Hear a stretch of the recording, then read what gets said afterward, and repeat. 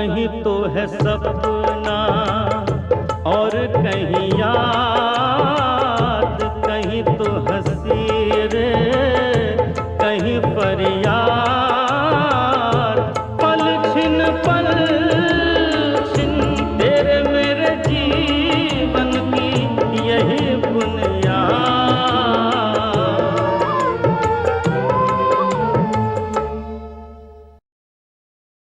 इस तरह तो धर्मचंद की ताकत और मनमानी दोनों ही बढ़ती जाएंगी।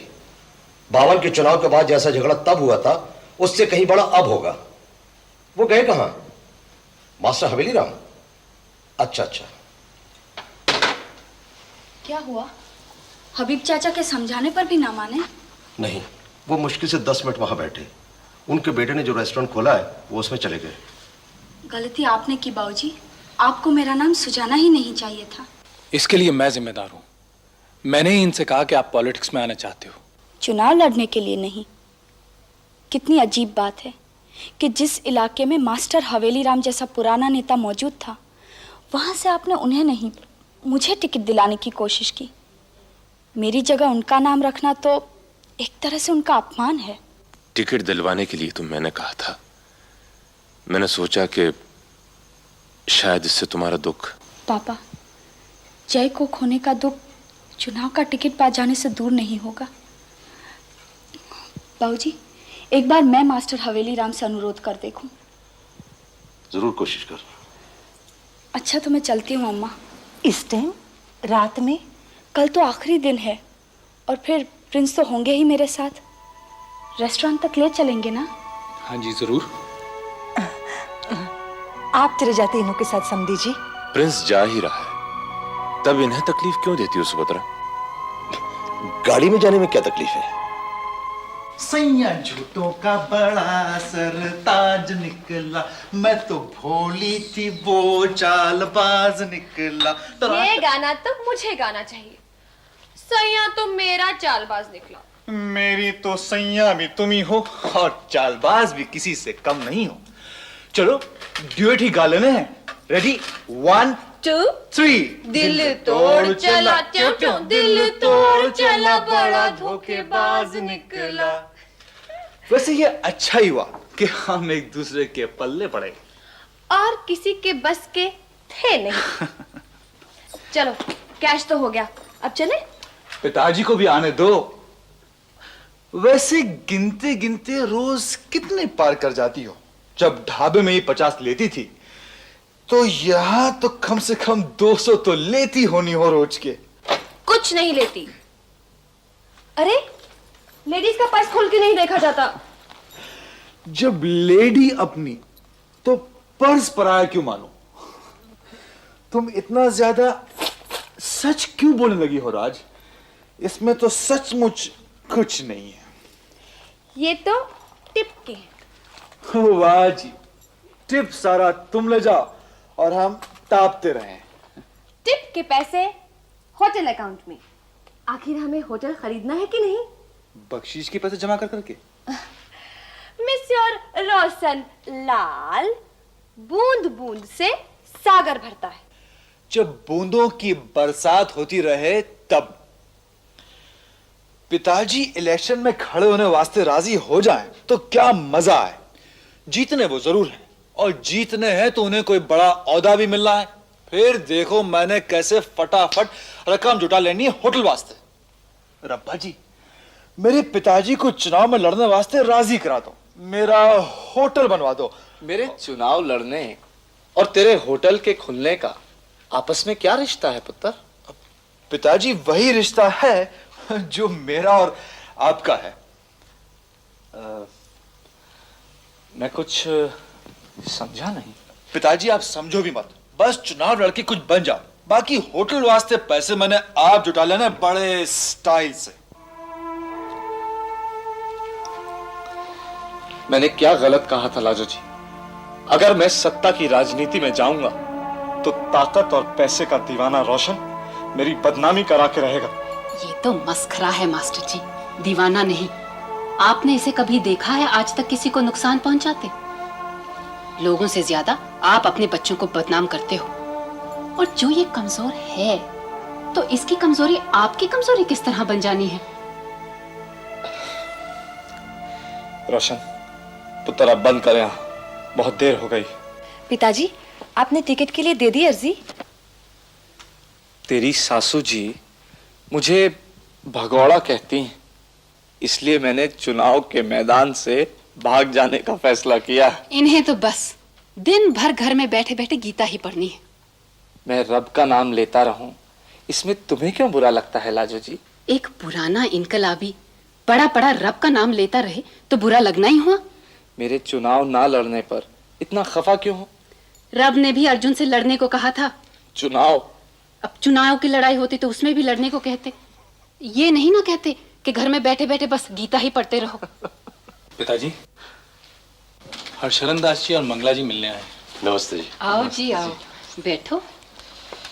आज इस समय कैसे आना हुआ?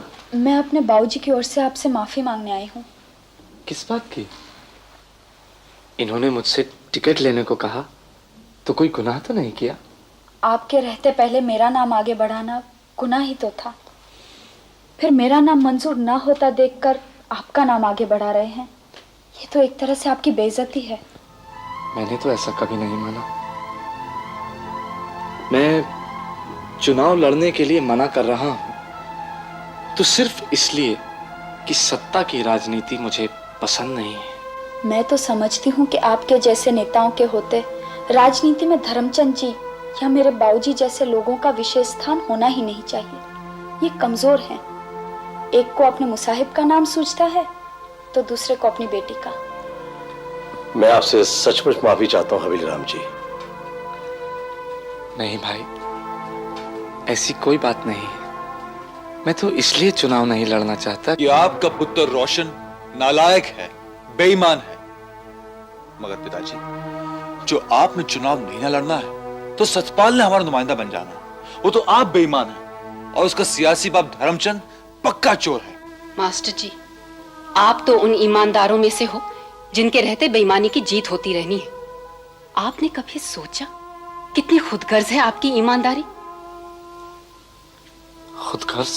चुनाव ना लड़के आपने अपनी वाहवाही तो करा लेनी है, लेकिन इससे आपके चुनाव क्षेत्र की जो तबाही होनी है उसकी आपको कोई फिक्र नहीं ना है। राजू जी, तुम जानती हो कि मैं हमेशा चुनाव से दूर रहता आया हूं। सत्ता पाने की इच्छा मुझे नहीं है। सेवा कर सकूं यही बहुत है। सत्ता और सेवा में आप बुनियादी बैर मानते हो मास्टर जी? क्या आप ये कहना चाहते हो कि सत्ता संभालने वालों ने सेवा नहीं करनी और सेवा करने वालों ने सत्ता नहीं पानी? अगर यही आपकी सीख है तो रोशन जैसे नौजवानों ने सेवा करने वालों को बेवकूफ मानना ही हुआ। सत्ता में धर्मचंद जैसे ही लोग नहीं हैं, अच्छे लोग भी हैं। अच्छों की गिनती बढ़ाने में आपको कोई परहेज है मास्टर जी? लाजो जी, तुम्हारे जोर देने पर मैं फिर से राजनीति में आ तो गया हूं,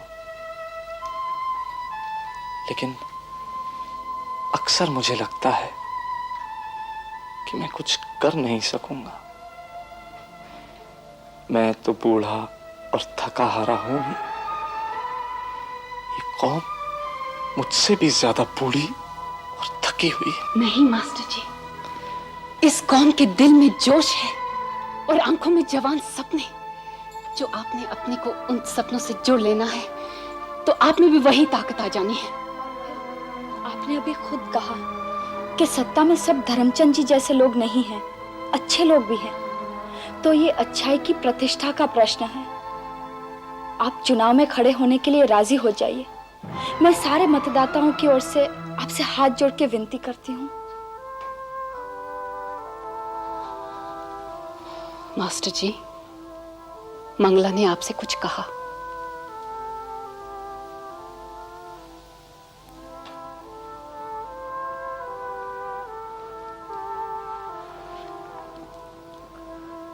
ठीक है बेटी,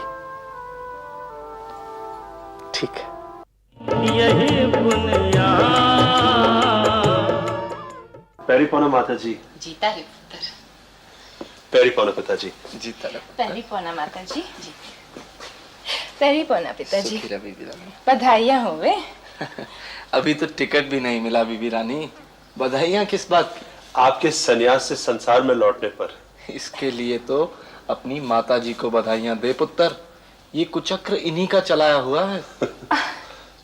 पिताजी, आपके वर्गे इंसानों से ग्रेटनेस वाले काम जनानियां ही करा पाती है। अरे पिताजी, कोई इनके लायक सेवा। अभी टिकट तो मिलने दे बीबी रानी। आप मांगे और आपको टिकट ना मिले, ऐसा कभी हो सकता है? इम्पॉसिबल। धर्मचंद और सतपाल हौरी तो अपने कपड़े फाड़ रहे हैं। धर्मचंद कहता है मान गए, बर्फ वालों ने जबरदस्त चाल चली। तेरे से किसने कह दिया बीबी रानी? माताजी, मेरे को पॉलिटिक्स की सारी खबर रहती है। मेरा तो आप पॉलिटिक्स में बहुत इंटरेस्ट है। अगली बारी मैंने भी इलेक्शन लड़ना है। मैं भीतर बैठा बड़ी देर का सोच रहा था कि कौन मेम आ गई। आप हैं परजाई जी। भीतर अपनी जनानी के साथ तुम बैठे थे, तब और कुछ सोचने की फुर्सत कहाँ रही होनी है। मैं कल कुकी के डैडी से कह रही थी कि शादी किए कितने महीने हो गए, रोशन का हनीमून खत्म ही नहीं हो रहा है। औरों को कहते थे और खुद पक्के जोरों के गुलाम निकले। अजी जेठानी जी, हम दोनों तो अपने धंधे के गुलाम हो गए। सच पूछो तो ना हमने हनी चखा न मून देखा। मैं तो सोच रही थी किसी दिन आपके पास आकर सारे गुर सीख लूं। मैं तो अब पिताजी के इलेक्शन कैंपेन वास्ते यहाँ आते ही रहूंगी, तब सीख लेना। आप कैंपेन करोगे परजाई जी, तब तो रवि मालिक है। पिताजी, भूषण के लिए भी कोई काम बताओ। लेकिन मैं तो गवर्नमेंट सर्वेंट हूं लोचन। स्पीच तो ड्राफ्ट कर सकते हो।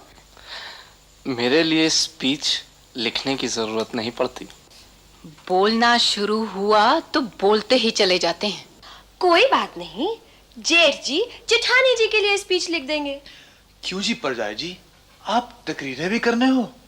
ऑफ कोर्स, मैंने नाथा गली कॉन्वेंट में कई बारी एलिक्यूशन की प्राइजें जीती हुई हैं। Friends, Romans, countrymen, lend me your ears. I come to... परजाई जी बस करो। यहाँ आपको ऑडियंस शेक्सपियर वाली नहीं, वारिस शाह वाली मिलनी है। I can speak in Punjabi also. अच्छा जी सिस्टर इन लॉ जी। आओ जी हर्षरंदास जी। नमस्ते। नमस्ते। नमस्ते। और क्या खबर है? खबर थोड़ी सी गड़बड़ है। वो धर्मचंद ऊपर कह रहा है कि मास्टर हवेली राम कभी भी एक्टिव पॉलिटिक्स में नहीं रहे। मुदर्रिस और अखबार नवीस किस्म के इंसान है। ये तो वो कुछ गलत नहीं कह रहा। मगर ये तो गलत कह रहा है कि आपको टिकट दिए जाने से वर्कर्स नाराज होंगे, और उनका ये कहना भी झूठ है कि आपका रेफ्यूजियों पर कोई खास होल्ड नहीं और पुराने बाशिंदों के लिए आप बिल्कुल अनजान हो। मैंने सुना कि धर्मचंद हौरी लोगों को दस्तखत करा करा के भेजने लगे हैं। हाँ, मैंने भी सुना है। इसलिए मंगला और सतवीर को भेज के आया हूं कि तुम भी लोगों के दस्तखत कराओ। मंगला और सतवीर बहुत काम कर रहे हैं। माता जी, हम भी करने हैं, आप बताओ तो।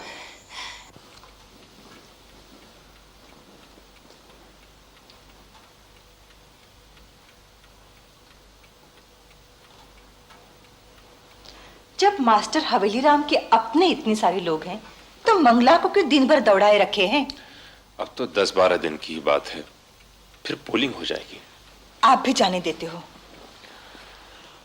उसका मन लगा रहता है। आपका तो न लगता। घड़ी घड़ी टाइम देखते रहो हो और उबासी लेते रहो हो। अकेले घर में मन लग भी कैसे सके हैं? तुम तो हो मेरे साथ। हम बुढ़े बुढ़िया तो साथ रहकर भी अपना अकेलापन ही महसूस कर सके हैं। एक बेटा था, वो भी गुजर गया। बहू को भी दिन भर इधर उधर डोलने दो हो। तो क्या हो गया? लोगों की मैं परवाह नहीं करता। विधवा हो गई इसका मतलब ये थोड़ी है कि मैं उसे घर में कैद कर दूं। और खुद जय कह गया था कि... क्या बात है? क्या हुआ माँ? तुम्हें आज भी आने में देरी हो गई? तुमसे तो मैंने कहा भी था बेटी कि घर चली जाओ। औरों को काम करता छोड़कर मैं कैसे चली आती? वो तो बिल्कुल गलत होता। अरे आप लोग बैठे ना, और क्या खबर है? जी सुनने में आया है कि धर्मचंद जी पीछे ही पीछे भाई मंजीत को सपोर्ट कर रहे हैं। हाँ, एक मंजीत के पास पैसा बहुत आ गया है, पानी की तरह बहा रहा है। पैसे की तो मास्टर हवेली राम के लिए भी कोई कमी नहीं होने दी जाएगी। मगर इन्हें तो पैसे से परहेज है, क्या करें? कहते हैं उतना ही खर्च करूंगा जितनी कानून इजाजत देता है। इस तरह तो मुश्किल हो जाएगी मास्टर हवेली राम जी। जिस दिन ये मान लिया गया कि उम्मीदवार को वोट पार्टी के नहीं पैसे की बिना पर मिलेगा, उस दिन हमारी राजनीति में बस पैसा ही पैसा बचेगा, कोई पार्टी नहीं। आप बहुत ज्यादा आदर्शवादी हो। आदर्शवादी होता है, ज्यादा या कम नहीं। भाषण भी आप सुना बहुत रूखे दे रहे हैं। मंजीत की तरह आपको भी वोटर से चिकनी चुपड़ी बातें करनी चाहिए। एक्टिव पॉलिटिक्स में आने के बाद थोड़ा प्रैक्टिकल बनना पड़ेगा मास्टर हवेली राम। यही बुनियाद। तो जी, मैंने हरचरण दास जी से कहा कि अब आखिरी वक्त में क्या प्रैक्टिकल बनने की कोशिश करूं। जिंदगी बीत गई नादानी में, अब इस उम्र में क्या चतुराई सीखूं। इस कोशिश में कहीं वही हालत ना हो कि माया मिली ना राम, मैं तो बेवकूफ ही अच्छा हूं। तो भाइयों और बहनों, मुझसे ये नहीं हो सकेगा कि मैं आपका वोट खरीदने के वास्ते पैसा खर्च करूं, सेठ साहूकारों के पास जाकर अपनी झोली फैलाऊं और उसमें से थोड़ा बहुत लाकर आपको दूं। आप और मैं आजाद हिंदुस्तान के स्वाभिमानी नागरिक हैं, खुददार बाशिंदे हैं, भिखारी नहीं। सुनता हूं कि चुनाव में लंबे चौड़े वादे करना भी जरूरी है, लेकिन मैं आपको सब्ज बाग नहीं दिखा सकता। मैं तो इतना ही वादा कर सकता हूं कि मैं आप लोगों की सेवा कर सकूं। आप जानते हैं कि मैं सत्ता की राजनीति से दूर रहता आया। जिंदगी में मैं पहली बार ये चुनाव लड़ रहा हूं, तो इसलिए कि मुझसे कहा गया है कि आपकी सेवा करना मेरे लिए जरूरी है। लेकिन मैं आपको ये चेतावनी दे दूं कि मैं सत्ता को एक जिम्मेदारी समझता हूं, भोगने की चीज नहीं। अगर आप समझते हैं कि सत्ता पाकर मैं आप खाऊंगा और आपको खिलाऊंगा, तो आपको बहुत नाउम्मीदगी होगी। आप मुझे वोट ना दें।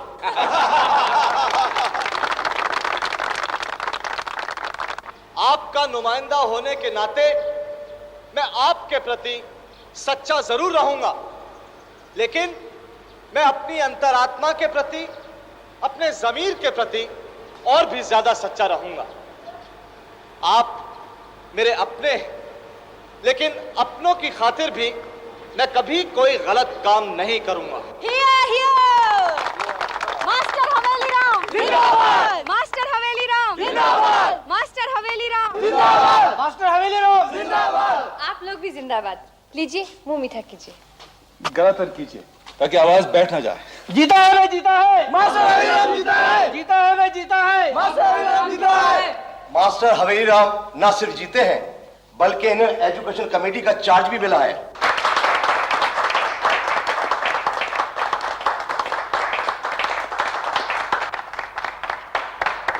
डार्लिंग, तुम बर्फालो से कहो ना, म्यूनिसिपल कमिश्नर लग जाने हो तो तुम्हारी अथॉरिटी और बढ़ जानी है। तुम्हारे जोर देने पर मैंने पिताजी से कह दिया। सुना नहीं कितने नाराज हुए। What nonsense. मैं कहती हूँ, आखिर मैंने इतना वर्क किया है पाची का। लोग चाहते हैं कि आप दो शब्द कहें।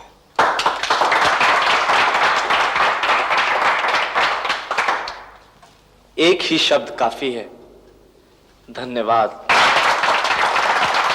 जी, मेरे हस्बैंड का म्यूनिसिपल कमिश्नर होने का चांस है, आप लोग जरा जोर डलवा दें।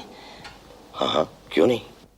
धन्यवाद तो मैं कह चुका, एक बात और कह दो कि काम बनवाने के मामले में मैं बिल्कुल निकम्मा था, हूं और रहूंगा। अगर मेरा अपना बेटा ये चाह रहा है कि उसके म्युनिसिपल कमिश्नर बनने के मामले में मैं उसकी मदद करूं, तो मैं माफी चाहता हूं। पिताजी, मैं भी उसूलों वाला आदमी हूं। अब तो मेरे को कोई बनाना चाहे तो भी मेरे को नहीं बनना। राज जी अपनी बात कह चुके हैं। मैं भी अर्ज करना चाहता हूं। मैं हूं जी रोशन लाल, मास्टर हवेली राम का नालायक बेटा। पिताजी मेरे से इस वास्ते खफा हो गए थे कि मैंने कह दिया था जो आपने पॉलिटिक्स में कुछ बन जाना है तो मैंने देखते ही देखते एक बहुत बड़ा होटल बना छोड़ना है। आज मैं यहां आप सब लोगों के सामने पिताजी से अपनी अब तक की सारी नालायकियों और बेईमानियों के वास्ते माफी मांगता हूं। ये वो गीता है जिसे मेरे पिताजी रोज पढ़ते हैं। मैं इस पर हाथ रख के कसम खाता हूं कि मैं ऐसा ना कुछ कहूंगा ना करूंगा जिससे मेरे पिताजी की साख को इतनी सी भी आंच पहुंच सकती हो। साथ ही मैं और रोशन माताजी पिताजी से ये वादा करते हैं कि हम अपनी मेहनत की कमाई से होटल बना के दिखाएंगे।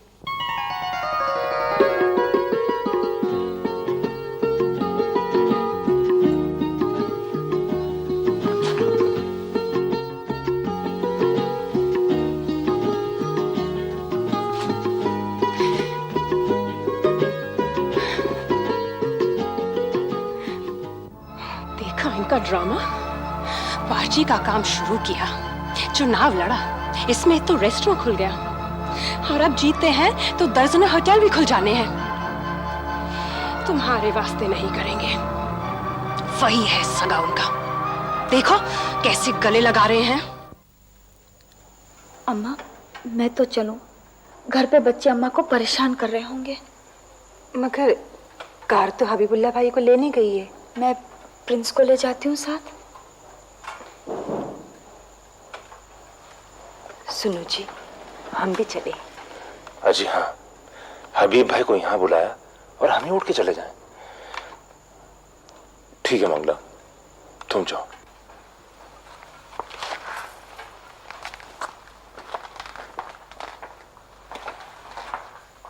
मैं तो जा रही हूं, तुम्हें तो कभी कुछ समझ में आई नहीं।